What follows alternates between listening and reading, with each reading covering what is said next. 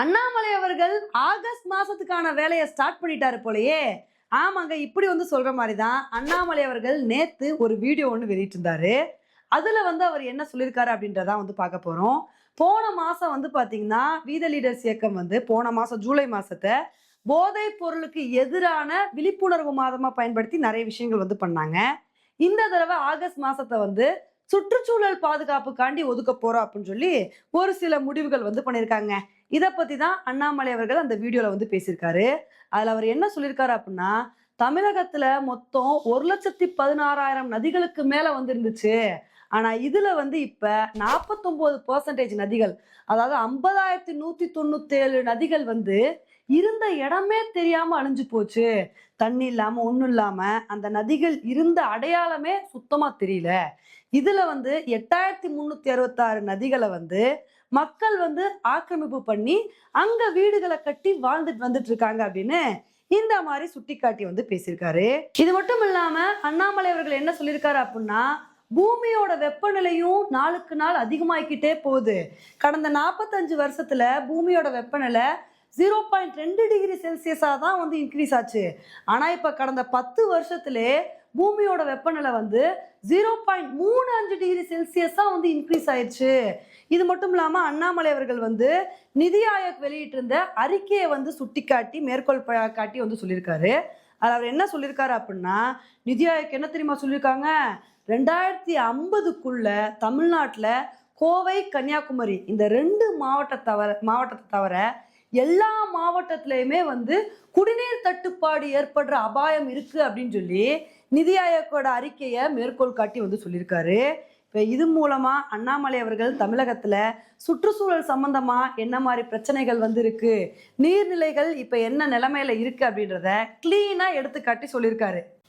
சரிப்பா, அண்ணாமலை அவர்கள் தமிழகத்துல இருக்கிற பிரச்சனைகளை சொல்லிட்டாரு. இப்ப இந்த பிரச்சனைகளுக்கு அவர் என்ன பண்ண போறாரு அப்படின்னு தானே கேக்குறீங்க. அதையும் அவர் தெளிவா விளக்கியிருக்காருங்க. அவர் என்ன சொல்லியிருக்காரு அப்படின்னா, இந்த ஆகஸ்ட் மாசம் ஃபுல்லா சுற்றுச்சூழலை பாதுகாக்கிறதுக்கு நம்ம ஒரு சில முயற்சிகளை எடுக்க போறோம். இதுல முதல் கட்டமா இந்த ஆகஸ்ட் மாசத்துல மட்டும் 20 லட்சம் மரக்கன்றுகளை நம்ம நடப்போறோம். இதை ஒரு பெரிய இலக்கா செட் பண்ணி இந்த ஒரு விஷயத்த பண்ண போறோம். இதுக்கு நீங்களும் கோஆபரேட் பண்ணலாம். நீங்களும் பாத்தீங்கன்னா தமிழக அரசோட பசுமை மிஷன் மூலமா மரக்கன்றுகளை வாங்கி நீங்களும் நடலாம் அப்படின்னு இந்த ஒரு கருத்தை சொல்லியிருக்காரு. இது மட்டும் இல்லாம கடற்கரை தூய்மை பண்ணி இது மாதிரி பல விஷயங்களை நாங்க பண்ண போறோம். அழிவின் விளிம்புல இருக்கிற தென்னாறு நதியை மீட்கிறதுக்கான முயற்சிகளை நாங்க எடுக்க போறோம் அப்படின்னு இந்த மாதிரி ஒரு விஷயத்த சொல்லியிருக்காரு. அதுக்கப்புறம் ஆகஸ்ட் 16ஆம் தேதி சென்னையில சின்ன கலைவாணர் விவேக் அவர்களோட நினைவா நாங்க ஒரு பிரம்மாண்ட பேரணி நடத்த போறோம் அப்படின்னு இந்த ஒரு விஷயத்தை சொல்லியிருக்காரு. இதெல்லாம் வச்சு பார்க்கும்போது போன ஜூலை மாசம் எப்படி போதைப் பொருளுக்கு எதிரான விழிப்புணர்வு மாதமா அவங்க நிறைய விஷயங்களை பண்ணாங்களோ, அதே மாதிரி இந்த ஆகஸ்ட் மாசம் சுற்றுச்சூழலை பாதுகாக்கிறதுக்காண்டி பல விஷயங்களை வீத லீடர்ஸ் இயக்கம் பண்ண போறாங்க. இதை பத்தி தான் அண்ணாமலை அவர்கள் தெளிவா விளக்கியிருக்காரு.